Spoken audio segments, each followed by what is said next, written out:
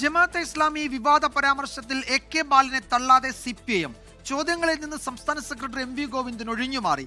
ജമാഅത്തെ ഇസ്ലാമിക്കെതിരെ പറയുന്നത് കലാപാഹ്വാനമല്ല എന്നാണ് LDF കൺവീനറും CPIM കേന്ദ്ര കമ്മിറ്റിയുമായ TP രാമകൃഷ്ണന്റെ ന്യായീകരണം. CPIM നേതൃത്വത്തിന്റെ അറിവോടെയാണ് AK ബാലന്റെ പരാമർശമെന്ന ആരോപണം പ്രതിപക്ഷം ഇന്നും ആവർത്തിച്ചു.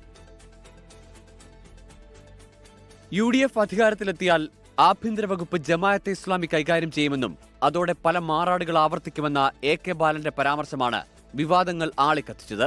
എന്നാൽ പരാമർശം തള്ളാൻ CPIM നേതൃത്വം തയ്യാറായില്ല.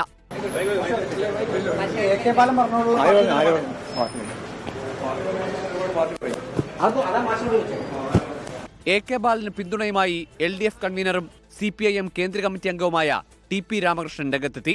അപ്പോൾ സ്വാഭാവികമായിട്ടും ജമാഅത്ത് സ്വീകരിക്കുന്ന ഒരു നിലപാടിൻ്റെ അടിസ്ഥാനത്തിൽ, ലീഗ് സ്വീകരിക്കുന്ന നിലപാടിൻ്റെ അടിസ്ഥാനത്തിൽ ഒരു പ്രതികരണം ഒരാൾ പ്രകടിപ്പിച്ചു പോയി കഴിഞ്ഞാൽ അതൊരു തെറ്റാണെന്ന് പറയാൻ കഴിയില്ല. അതൊരു കലാപാഹ്വാനമായിട്ട് പരിഗണിക്കുന്നത് ശരിയല്ല.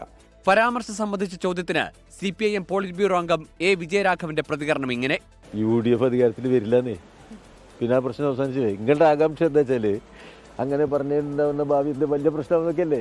ഞാൻ പറഞ്ഞ UDF അധികാരത്തിൽ വരാൻ പോകുന്നില്ല, പിന്നെ നമ്മൾ ഈ പ്രശ്നം വരുന്നുണ്ടോ? വന്നാലുള്ള കാര്യമല്ലേ. AK ബാലന്റെ പരാമർശം ശ്രദ്ധിച്ചിട്ടില്ല എന്നായിരുന്നു മന്ത്രി PA മുഹമ്മദ് റിയാസിന്റെ മറുപടി.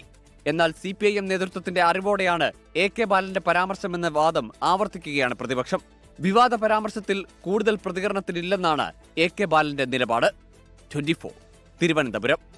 ലോകത്തെവിടെയായാലും ഏത് സമയത്തും 24 വാർത്തകളും ഓഗ്മെന്റഡ് റിയാലിറ്റി പാക്കേജുകളും എക്സ്പ്ലെയിനറുകളും വിശദമായി കാണാൻ ഞങ്ങളുടെ YouTube ചാനൽ നിങ്ങൾക്ക് സബ്സ്ക്രൈബ് ചെയ്യാം.